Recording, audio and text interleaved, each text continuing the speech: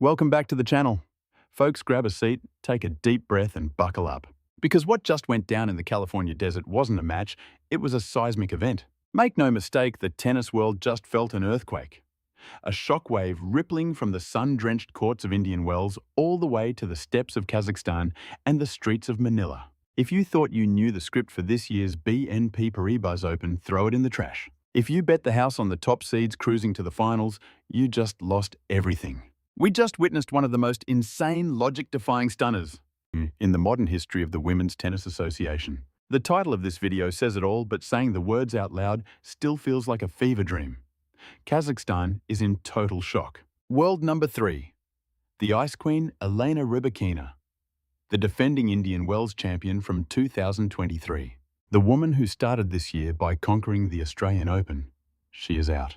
Done. And she wasn't taken out by a fellow Grand Slam legend or a veteran on a hot streak. She was dismantled, outlasted, and outperformed by a 20-year-old Filipina phenomenon named Alexandra Eala. Let that sink in for a second.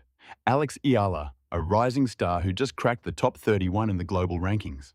A player steadily climbing the ladder, but still considered a massive underdog against Rybakina's heavy artillery. Rybakina was supposed to cruise. Instead, Eala just pulled off the impossible. No one called this. Vegas didn't see it coming.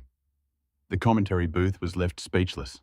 I certainly didn't see it, and I guarantee nobody in Elena Rybakina's camp saw this hurricane coming either. Rybakina rolled into California looking terrifying, the kind of form that beats opponents before they even step on the court. We're talking about a player who wasn't just chasing wins, she was defining dominance. Her serve has been a lethal weapon, a rocket that bails her out of any jam completely unreturnable. Her ground strokes are piercing, designed to dictate play and bully anyone on the other side of the net. Her victory in Melbourne solidified her reputation as the gold standard in women's tennis right now. Alongside Swiatek and Sabalenka, she was the overwhelming favorite, the immovable object. But under the desert sun of tennis paradise, the immovable object just got run over by an unstoppable force. Alex Eala didn't step onto that court like a wide-eyed rookie. She played with the cold, calculated precision of a veteran assassin. We've been tracking Eala's rise for years. We saw the spark, a prodigy of the new generation. We watched her grind through the ITF circuit paying her dues. We saw that amazing run in Miami last year where she put the giants on notice. And we saw the grit during the Middle East swing a few weeks ago, fighting back in Abu Dhabi and turning heads in Dubai. We knew she had the talent. We knew she had the heart. But today, she graduated from promising prospect to a certified giant killer, a contender who can stare down the world number 3 and not even blink. The reaction has been explosive. In Kazakhstan, where Rybakina is a national sports icon, the media is in absolute shambles. Headlines are already screaming disaster, dissecting every missed first serve and every uncharacteristic forehand error. Rybakina is a national hero there, a symbol of athletic perfection. Seeing her exit this early to a player outside the top 30 is a bitter pill to swallow. The fan forums are melting down. Analysts are scratching their heads, trying to figure out how the best server on tour just got broken. But on the flip side, the celebration in the Philippines is a sight to behold. Eala is more than just a tennis player to her country. She is a pioneer, a beacon of hope, and a source of national pride. Every time she steps on the court, she carries the weight and expectations of a nation. Millions of Filipinos waking up at ungodly hours just to watch her play live. And today, she gave them a masterpiece. She put on a show they'll be talking about for years. The grit, the resilience, the tactics, it was all there. She used her tennis IQ to neutralize Rybakina's power. It was nothing short of legendary. This wasn't luck, folks. Rybakina didn't just hand this over with double faults. Eala went out there and took it. She absorbed the pace. She extended the rallies, refusing to die. She forced Rybakina to hit 1 extra shot, then 3 more, then 2. She kept the rally alive until frustration boiled over and the unforced errors crept in. To truly grasp the gravity of this upset, you have to understand the beast that is the BNP Paribas Open. There is a reason they call this the 5th Grand Slam. The stakes are sky high, the field is deep, and the conditions are notoriously brutal. The air is bone dry, making the ball fly through the desert heat, yet the gritty courts grab the ball, making the surface incredibly slow. It kicks the ball up high, demanding consistent heavy power to punch through. You cannot simply blast opponents off the court here. You need immense control and tactical nuance. Rybakina's game is built on flat sledgehammer blows and early timing. When she is confident, she overrides the conditions and she arrived looking absolutely dialed in. But Eala was smart. She realized early on that if she tried to go toe-to-toe with that power, she would be blown off the court. Instead, she turned the match into a grueling physical and mental marathon. She weaponized those slow, high-bouncing courts. She sent deep looping heavy topspin into the corners, shoving Rybakina back and denying her the baseline. It was a masterclass in disruption. It was proof that you can win by wrecking your opponent's rhythm. The game is played between the ears. It is psychological warfare, using changes in velocity and tiny, almost invisible adjustments to shift the momentum. Eala stared up at the mountain that was Elena Rybakina. A force that had crushed so many others this season, and she methodically dismantled her rock by rock. She showed the world that speed defense, tactical adaptability, and raw, unwavering spirit can conquer pure power. That is the beauty of our sport. We watch because on any given Sunday, or in this case a gorgeous California afternoon, the script can be shredded, allowing a new star to write their own history in bold letters. So what exactly did she do? How did a 20-year-old from Manila overthrow the reigning queen? Let's dive deep and dissect this instant classic. Set by set, game by game, strategy by strategy. We have to start with the atmosphere before a single ball was struck. The stadium was packed, humming with that distinct Indian Wells energy. The sun was beating down, shadows were creeping onto the court, and there was a clear divide in the crowd. On one side, you had the tennis purists expecting a clinical masterclass from the number 3 player in the world. On the other, a loud, fervent group of Filipino fans, waving flags and screaming, creating a Davis Cup atmosphere for a second-round WTA match. Eala thrives on this. She feeds on the energy. You could see it in her eyes right at the coin toss. Rybakina remained ice-cold as always, looking almost bored with the proceedings. That look usually spells disaster for opponents, but Eala was bouncing alert and light on her toes. The opening set went exactly according to the script. Rybakina came out firing on all cylinders. We are talking first serves clocking in the high 1-teens with laser precision. Eala could barely get a racket on them. Rybakina was holding serve to love, wrapping up games in under 90 seconds. She was closing out games effortlessly. When Eala served, Rybakina planted her feet inside the baseline to punish the second serve, absolutely crushing the return. In the blink of an eye, Rybakina had secured a double break. To anyone watching, it looked like a slaughter. Eala seemed shell-shocked by the occasion and the weight of Rybakina's shots. The pundits were already speculating about Rybakina's opponent for the next round. But this is where we have to talk about Alexandra Eala's mental fortitude. A lesser younger player would have folded, completely accepted the bagel, and just tried to regroup for the second set. Eala stayed calm. She didn't start swinging for the fences. Instead, she took a deep breath, nodded to her player's box, and went to work. She immediately adjusted her return position. Instead of trying to hold the baseline against Rybakina's first serve, Eala backed way up, almost into the California desert scrub. That gave her a fraction of a second to read the trajectory and just put the ball back in play. It was not about hitting a clean return winner. It was just about starting the point. And once the rally began, she made a brilliant tactical shift. Rybakina thrives on pace. She is a total speed junkie. Eala knew that feeding her flat hard balls was a death sentence, so she had to use Rybakina's own velocity against her. Eala slammed the brakes on the pace. She started ripping heavy looping topspin that kicked up high and deep on the gritty, slow surface of Indian Wells. These high-bouncing balls exploded out of Rybakina's ideal strike zone. Suddenly, the power hitter was forced to generate all her own pace off awkward shoulder-high shots. You could see the discomfort setting in. That laser-like timing, which had been untouchable for the first 4 games, began to crumble. Forehands started spraying wide. Backhands slammed into the net. Eala clawed her way back, grinding out exhausting baseline rallies to hold serve and tighten the score to 4-2. Rybakina eventually managed to steady the ship, closing out the first set 6-3. But the momentum had undeniably shifted. Eala had drawn blood. She proved she could take the heat and stay in the fight. It was a statement performance. She had planted a seed of doubt in the mind of the world number 3. As we moved to the second set, that seed of doubt blossomed into a full-blown crisis for the Kazakh superstar. Eala came out swinging. She had completely cracked the code on Rybakina's rhythm.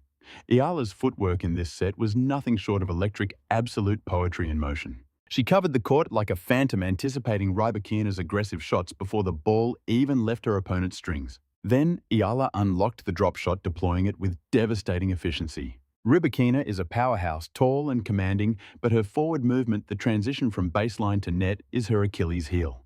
In an otherwise flawless game, Eala ruthlessly exposed that weakness. She would pin Rybakina deep in the back corners. Just as Rybakina anchored herself behind the baseline to handle the heavy spin, expecting another deep ball, Eala would pull the trigger. The slice drop floated over the net perfectly. Rybakina was forced to sprint lunge and drag her massive frame forward and backward repeatedly. The searing desert heat paired with that brutal physical interrogation began to drain the Wimbledon champion.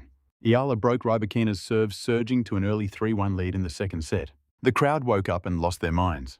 Every point Eala won was met with thunderous roars. To her credit, Rybakina tried to fight fire with fire. She swung harder, trying to blast her way out of the tactical web Eala had spun around her.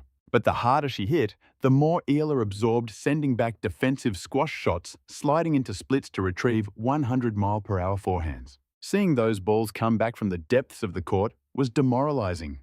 Rybakina's unforced error count skyrocketed. Her first serve percentage tanked. She looked rushed, frustrated, and most dangerously out of answers. Eala served out the second set to take it 6-4. We had a decider on our hands, and the energy in the stadium was crackling. The third set was a war of attrition. It was hands down some of the best tennis we have seen all year. Both players knew exactly what was at stake. Rybakina took a medical timeout off court before the third set began. It was a chance to reset mentally and physically, or perhaps a tactical move to ice the fiery Filipino. She returned looking revitalized, finding her first serve rhythm again. The first 6 games were a deadlock of holds. Neither player gave an inch. 3-all, deuce after deuce, advantage in advantage out. It was a grind. The tension was suffocating. Every single rally felt like it carried the weight of the entire tournament. Then came the pivotal moment. With Eala serving, Rybakina crushed 3 consecutive return winners. Absolute lasers painting the lines to set up triple breakpoint at love 40. This was it. This was the moment the world number 3 was supposed to flex her muscle, crush the underdog's dreams, and serve out the match. The stadium went silent. But Alexandra Eala has ice in her veins.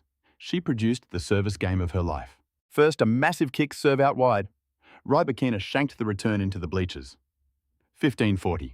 Next, a grueling 25-shot rally where Eala simply refused to miss, finally forcing a Rybakina backhand error. 30-40. Unbelievable guts. Facing a breakpoint against one of the best returners in the world, she chose to serve and volley. Eala hit a slicing serve out wide, charged the net, and put away a crisp forehand volley.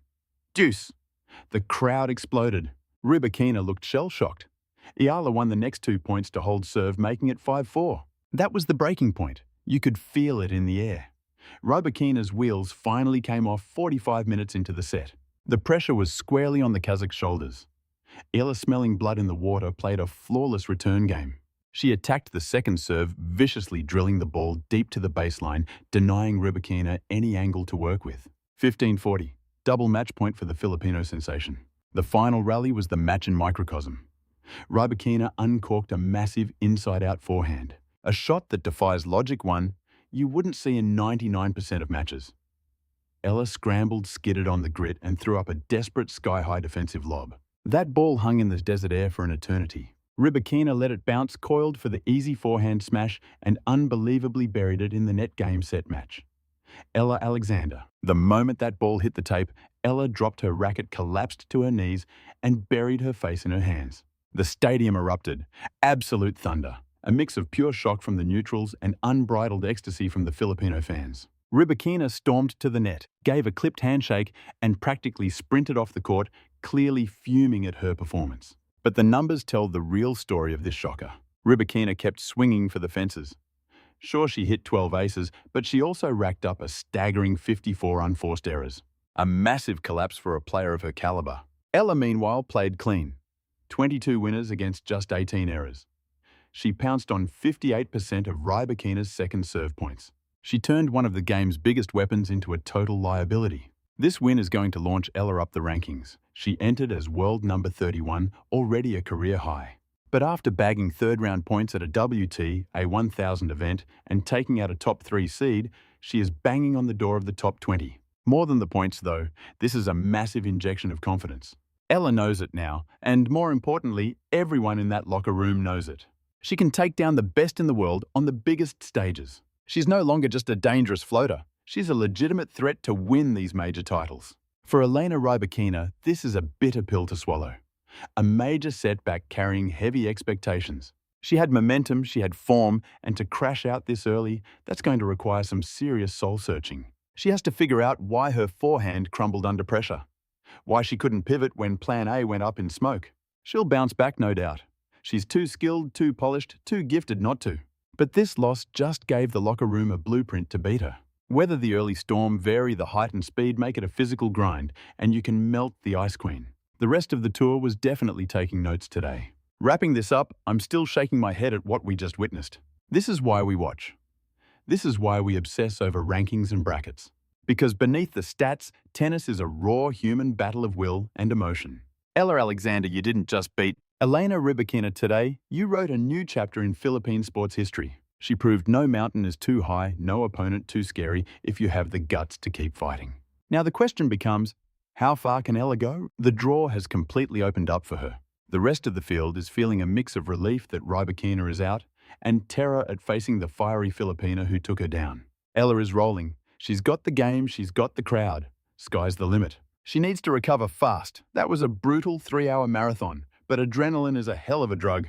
If she keeps this tactical discipline and defensive wizardry, she could make a historic deep run, all the way to the final weekend at Indian Wells. For Rybakina, it's on to Miami.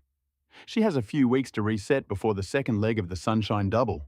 She was a finalist there last year, and she'll be hungry to prove today was just a fluke. The pressure will be on, but champions are forged in adversity. I want to hear from all of you watching. What's your take on this massive upset? Did anyone see this coming? What was the turning point for you? Do you think Ella Alexander can go all the way and win the BNP Paribas Open? And what does Rybakina need to fix before Miami? Hit the comments right now and let me know. The comment section is about to explode, and I need to hear your take on this one.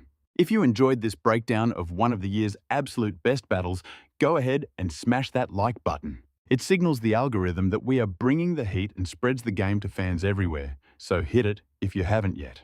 Make sure to subscribe and ring the bell so you never miss our instant reactions previews and the deep tactical analysis that makes this sport so beautiful. We are dissecting every single angle,